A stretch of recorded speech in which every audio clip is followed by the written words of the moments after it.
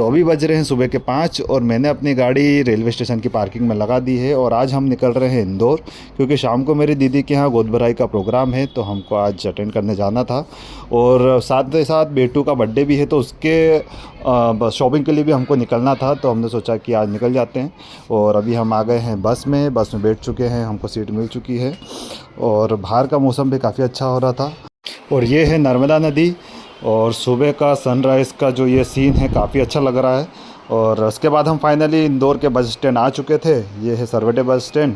और साथ ही साथ सुबह की जो धूप है वो इतनी ज़्यादा हमको लग नहीं रही थी, क्योंकि बहुत ज़्यादा मतलब ठंडा माहौल था।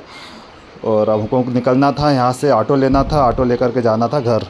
फिर मैंने रेपिडो बुक करा और रेपिडो से हम निकल गए हैं अब घर की ओर। ऑटो में बैठ चुके हैं और यहाँ से करीबन 10 से 15 मिनट का रास्ता है, ज़्यादा दूर नहीं है।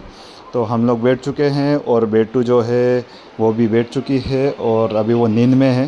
ये देखिए कैसी उबासी ले रही है तो हम निकल चुके हैं और इसके बाद हम आ गए हैं घर पे और ये है मेरे घर की गली।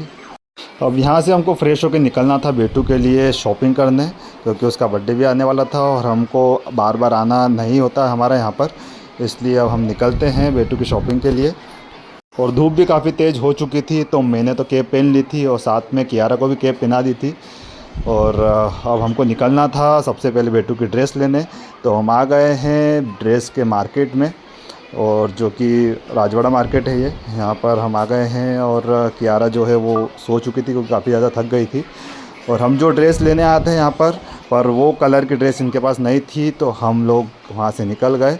और हमको शाम को दीदी के प्रोग्राम के लिए ज्वेलरी लेना था, तो हम यहाँ आ गए हैं आनंद ज्वेलर्स पे। और यहाँ पर अलग अलग तरह की डिज़ाइन और वैरायटी भी थी इनके पास, तो हमने लास्ट में फ़ाइनली एक डिज़ाइन पसंद कर ली थी। तो ये है वो इयररिंग्स जो हमने सिलेक्ट की है, जो कि दिखने में काफ़ी सुंदर लग रही है। अब हमको यहाँ से निकलना था बेटू के लिए रेस्टोरेंट बुक करने उसके बर्थडे के लिए, तो हम आ गए हैं यहाँ पर। और यहाँ पर और अभी भैया भी यहाँ पर आने वाले हैं, क्योंकि जो ऑनर है वो भैया की पहचान के हैं, तो थोड़ा बहुत कंपेंसेशन हो जाएगा उनसे बात करने पर हमको यहाँ का जो हॉल है वो हमको थोड़ा समझ में नहीं आया, तो हम आ गए थे दूसरे रेस्टोरेंट में। और ये है यहाँ पर जो स्पेस है, इन्होंने पूरा पानी के ऊपर सेटअप लगा रखा है। जो भी डिनर लंच या ब्रेकफास्ट जो भी है वो पूरा पानी के ऊपर इन्होंने टेबल लगा रखी है। इसके ऊपर काफ़ी अच्छा लग रहा था। पर यहाँ पर एक प्रॉब्लम ये थी कि जो डेकोरेशन का जो स्पेस है वो काफ़ी छोटा था, और साथ ही साथ जो इनका मेन्यू कार्ड काफ़ी कॉस्टली था। तो हमको इतनी रेंज में हमको, और साथ ही साथ डेकोरेशन का भी हमको थोड़ा समझ नहीं आया, क्योंकि वो छोटी स्पेस थी। यहाँ पर इन्होंने बताया था, जो ग्रीन आप देख रहे हैं यहाँ पर इन्होंने डेकोरेशन का बोला था, जो कि काफ़ी छोटा स्पेस था, तो वो हमको समझ नहीं आया। इस कारण हमने ये भी कैंसिल कर दिया। तो हमको देखना था अब दूसरी जगह। उसके बाद हमको कियारा के लिए केक बुक करवाने भी जाना था, तो हम केक की बेकरी में आ चुके हैं, जो कि काफ़ी फेमस है यहाँ पर। तो यहाँ पर हमने केक की बुकिंग के लिए इनको ऑर्डर दे दिया था 15 तारीख के लिए।